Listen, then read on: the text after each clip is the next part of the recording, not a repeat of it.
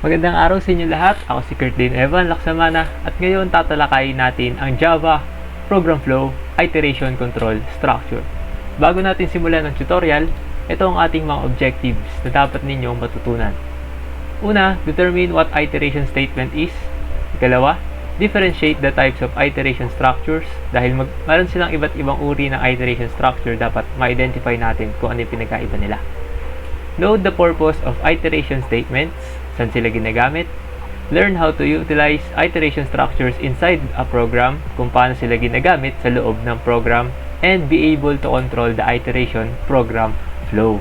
So, sa ating sisimulan na tutorial na ito, iteration, ang ibig sabihin lang yan ay looping. Looping, ibig sabihin, paulit-ulit. Ito ang definition ng iteration statement.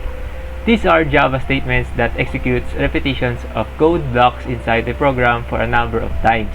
So, sa madaling salita, mayroon kang statement sa loob ng program. Ang ginagawa ng iteration statement, uulit-ulitin niya yun. At ito yung tatlong uri ng iterations. Una ay ang for loop, while loop, and ang huli ay ang do-while loop. Unahin natin ang for loop. So, ang for loop executes the same code repeatedly for a number of times. So, ang for loop, since loop nga siya, ang pinaka-purpose niya is ulit-ulitin niya yung isang code na nakadepende sa'yo kung ilang beses niya uulitin. So, sa parts niya, una, meron tayong for. Indicates the for loop statement. So, itong nakikita niyong for na yan, yan yung nag-i-indicate na yung mga kasunod niyang lines ay isang for loop statement. Now, kung mapapansin niyo, sa loob ng parenthesis, nahahati siya sa tatlo gamit ang semicolon. Yung unang hati, yan ay tinatawag na initialization expression. Declares the loop variable. So, itong initialization, yan yung simula or panimula na variable na gagamitin sa loob ng for loop mo. And then yung ikalawang hati is the loop condition. Sets the loop condition. So, ito yung condition na imi-meet ng loop mo na hanggat nagtutrue siya, uulit at uulit yung code mo. So, dun magsisimula yung loop. Kapag nag-false na, tsaka lang siya matatapos. And then, yung huling hati is yung tinatawag na step expression or yung operation done when the condition is true.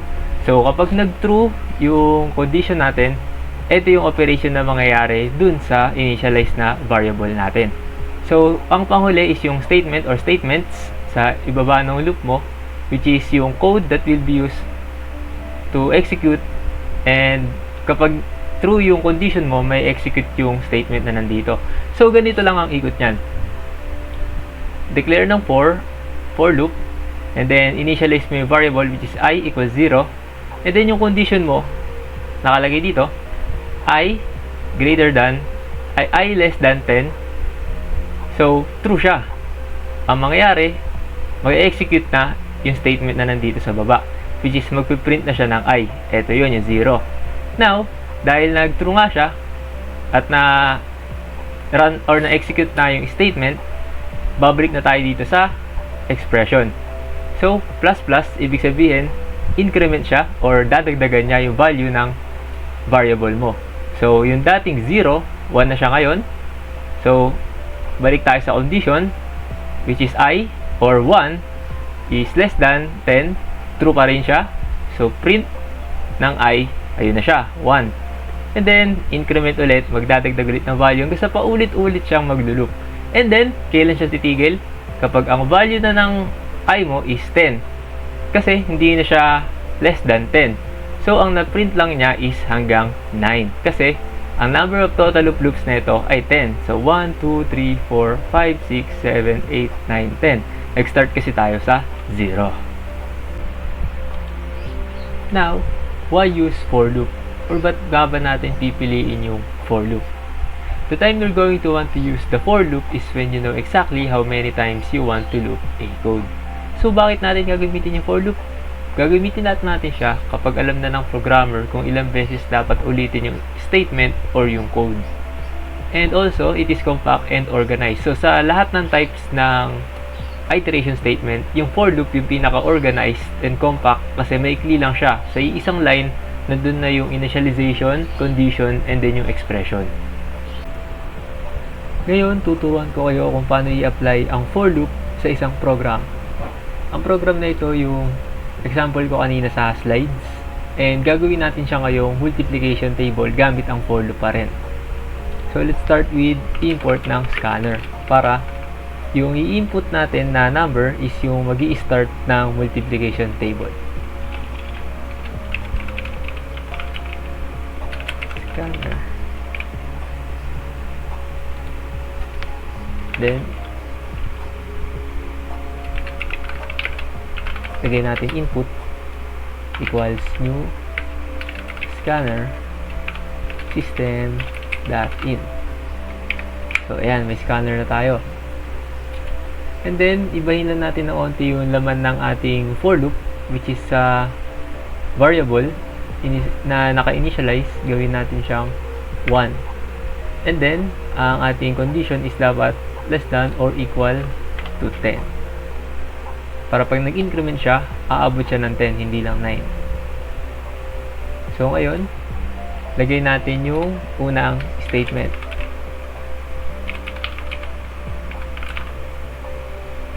So, pwede siyang, halimbawa, enter number for multiplication table.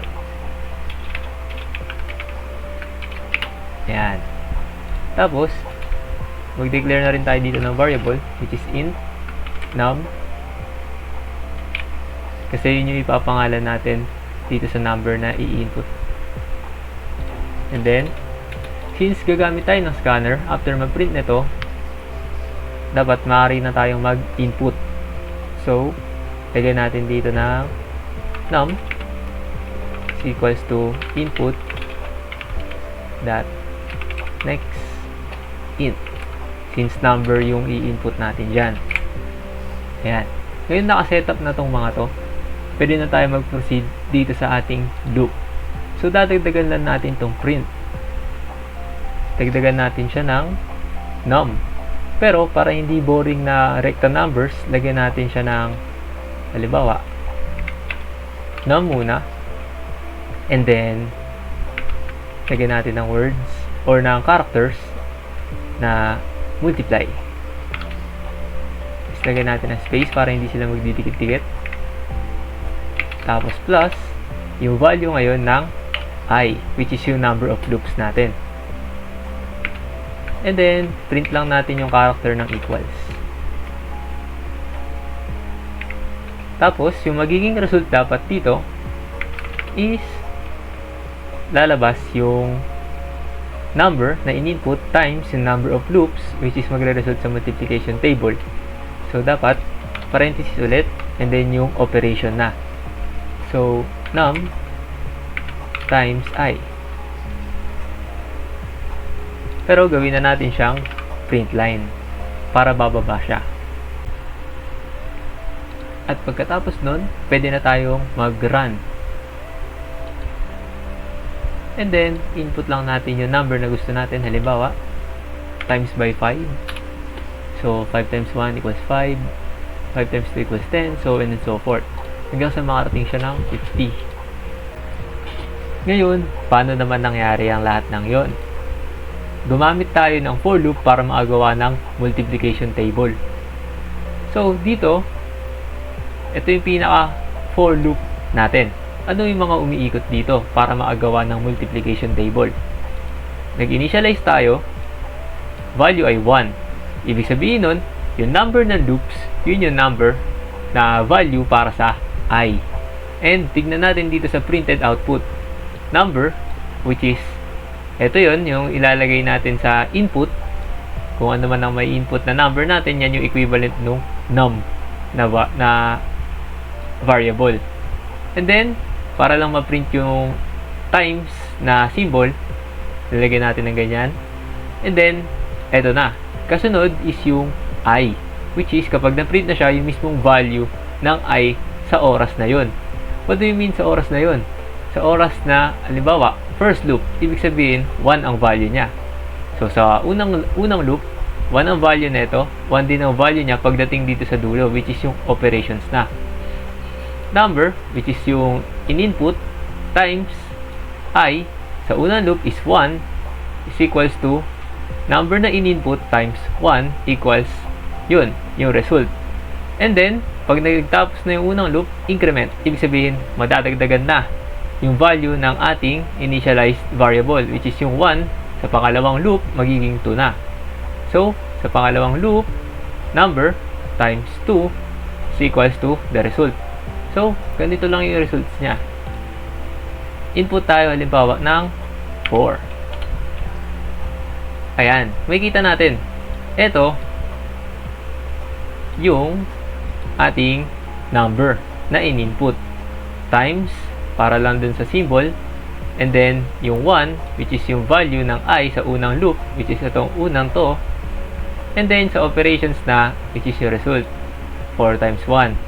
And then, pagkasunod na ng sunod, second loop, third loop, fourth loop, so on and so forth, hanggang sa makarating siya sa 10. So, ba't siya huminto sa 10? Kasi ang ating condition is I less than or equal to 10. So, kapag sumobra na siya sa 10, hindi na siya equal sa 10, magte-terminate na ang program. So, ito na siya lahat, which is multiplication table from 1 hanggang 10. Ngayong tapos na tayo sa for loop, dumako naman tayo sa while loop. Repeats a statement or a block of statements as long as some condition is met. So, yung parts niya, parehos lang din sa for loop. Magkakapareho lang kasi sila ng tatlo ng parts, pero magkakaiba sila ng pwesto or ng structure. Kung makikita natin dito sa example, nauna yung initialization bago yung keyword na while. So, ang ibig sabihin lang nun, pwede mong gamitin yung variable na na-initialize na sa labas ng loop, and then pwede siyang ma-implement dito sa while loop. Unlike sa for loop, yung variable lang na nasa loob ng for loop ang pwede mong gamitin. Kapag may variable sa labas ng for loop mo, hindi mo yun pwedeng gamitin. So, dito sa while loop, kahit madami ang variable na naka-indicate or naka-declare, basta madedeclare mo rin siya sa loob ng while loop, pwede mo siyang magamit. So, yun ang pinakatatandaan ninyo. Sa for loop, pag nakalabas yung variable, hindi pwede gamitin. Sa while loop, pwede yun gamitin. Katulad dito, nauna yung initialization na nasa labas. Int x equals 0. Tapos, tsaka siya papasok ng while. And then, yung condition na, which is x is less than or equal to 5. And then, hindi siya increment or decrement agad or yung expression, dadaan muna siya sa statement. Kasi yun naman talaga yung mangyayari muna bago mag-expression. So, yung statement, which is yung magpiprint ng x, and then, pag nangyari yun, or pag nag-true yun, tsaka siya mag-proceed sa expression, which is ito, mag-i-increment. So, ito yung result niya. 0, 1, 2, 3, 4, 5. Kasi, 0, unang value niya, nag-true, na-print siya, and then nag-ulit-ulit, umabot siya ng 5 kasi less than or equal to 5, which is true pa rin. Pero pagtapos na ito, magiging 6 na yung value ng x. So, dun na mapuputol yung statement or yung code. And then, ayan na yung result. So, ba't nga ba natin gagamitin yung while loop over sa for loop? While loop is perfect if you wanted to wait for an input or loop a code block continuously until something happens. Ang while loop kasi, hindi natin alam kung kailan hihinto yung loop natin or ilang beses maglo-loop. Unlike sa for loop na kung ano yung input natin doon, yun na yung ilang beses maglo-loop ang for loop. Ang while loop, parang ganito siya. Wait for an input or loop a code block continuously until something happens. So, titigil lang yung while loop kapag may nangyari na.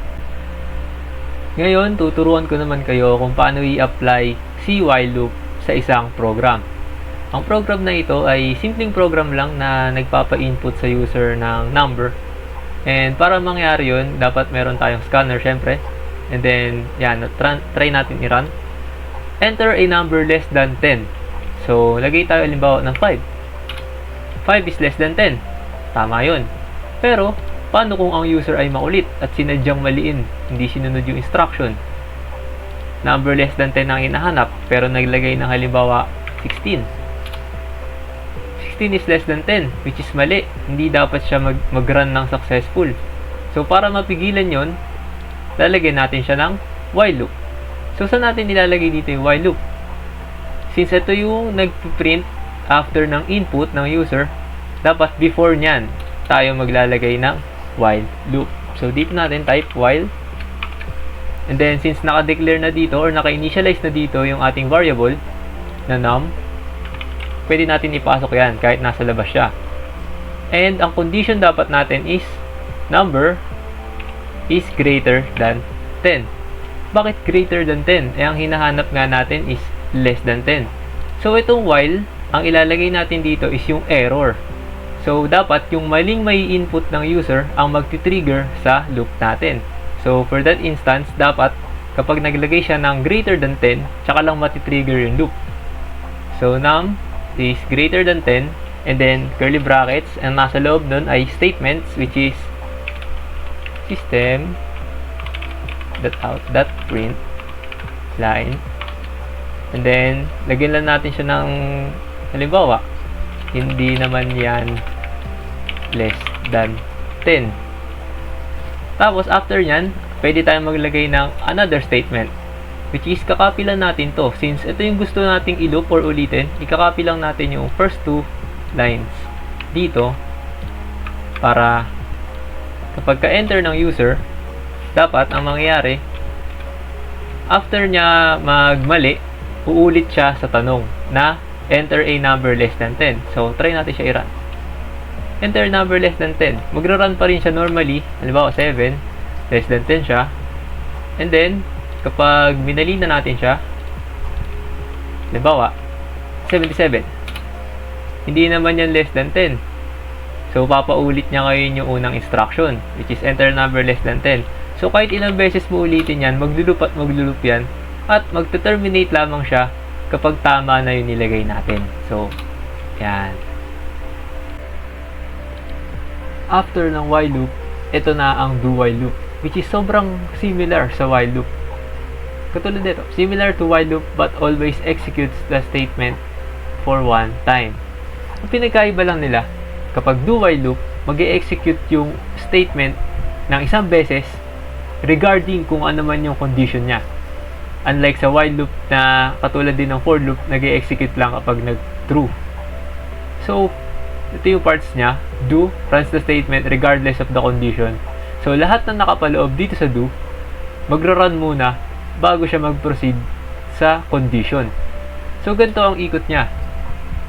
Naka-declare dito yung ating initialization na variable, and then do.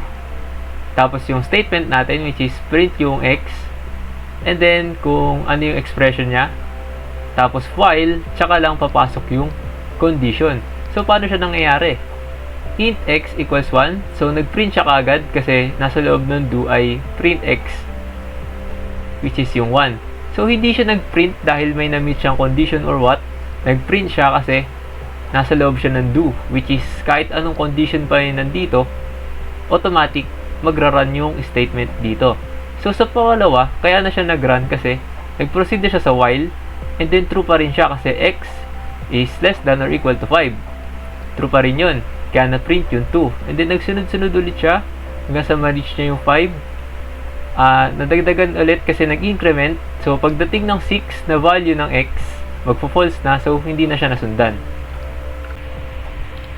Ngayon, bakit gagamitin natin yung do while loop? If you want the loop to run at least once, even if the condition is false, do while loop is capable of doing that. It can be useful for creating menus. So, katulad lang din siya ng while loop. Pero ang pinagkaibahan lang talaga nila is magra-run muna siya ng isang beses bago siya mag-terminate kung false man siya. Pero kung true yun, maglulup siya ng maglulup, and then katulad lang din nung dalawang nauna, mag-terminate kapag nag-false na. Ngayon, ang gagawin naman natin ay ang do while loop.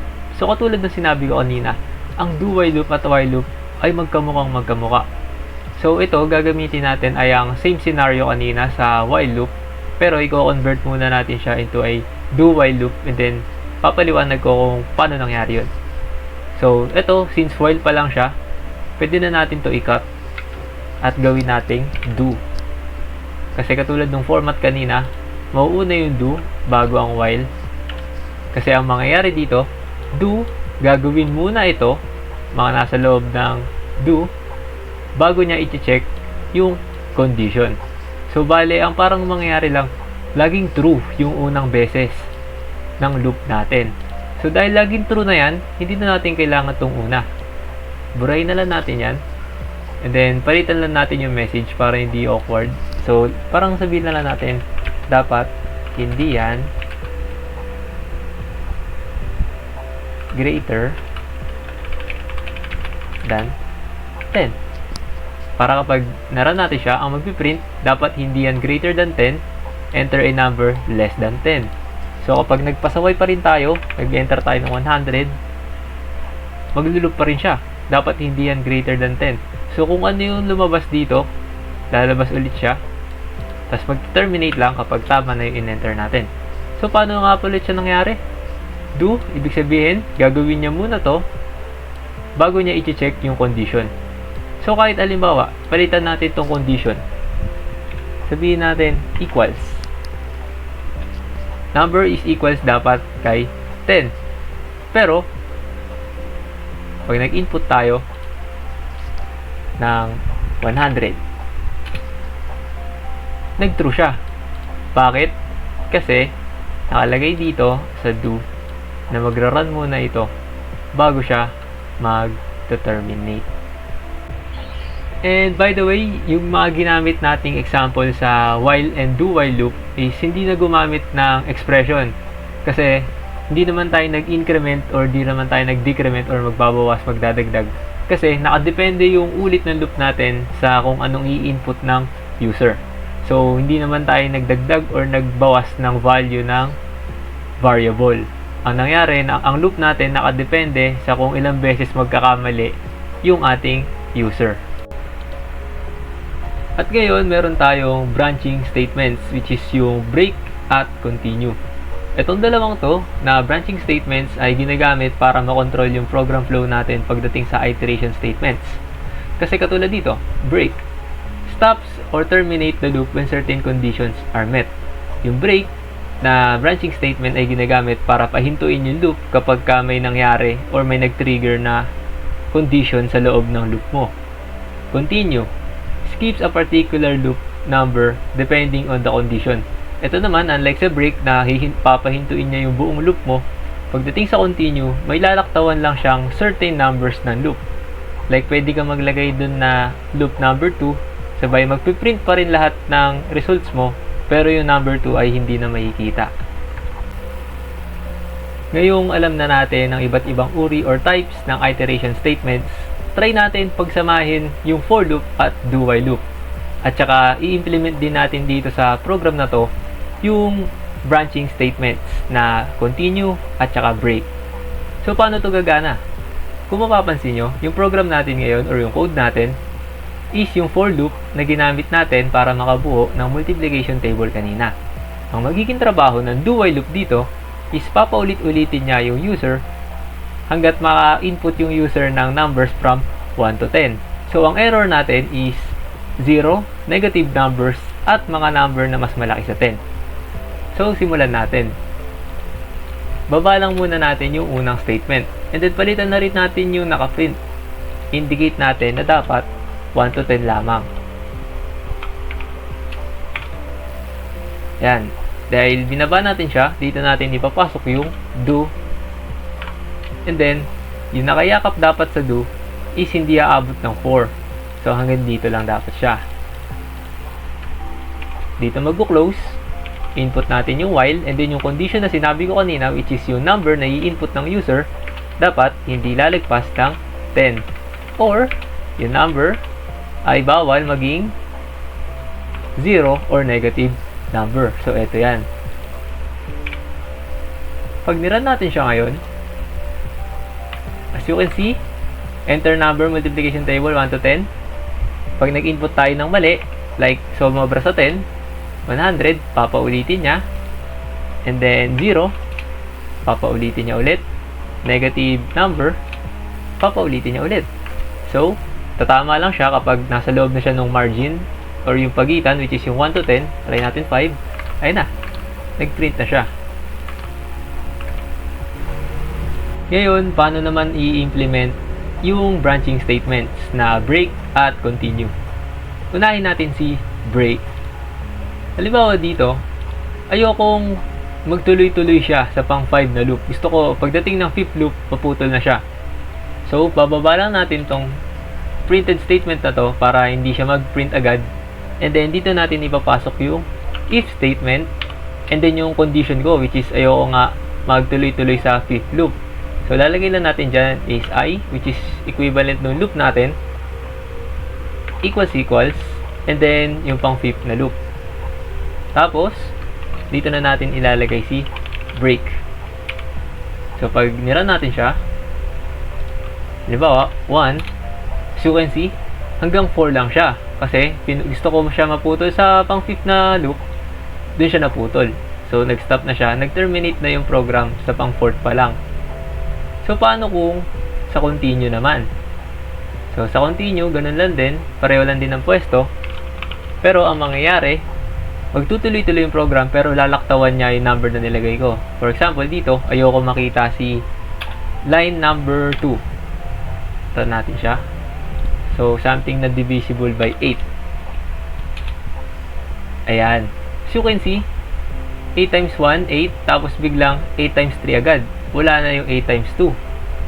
Yun lamang ang paggamit ng branching statements para makontrol mo yung flow ng program. And also, paano gamitin ito sa for loop, do while loop, at saka while loop. So, ayun lamang. Maraming salamat sa panonood. Sana naman ay may natutunan kayo. At kung nagustuhan nyo ang aking tutorial, maaari kayong mag-like, subscribe, at i-share sa inyong mga kaibigan, mga kakilala, para matuto rin sila ng ating program flow, iteration, statement, control structure.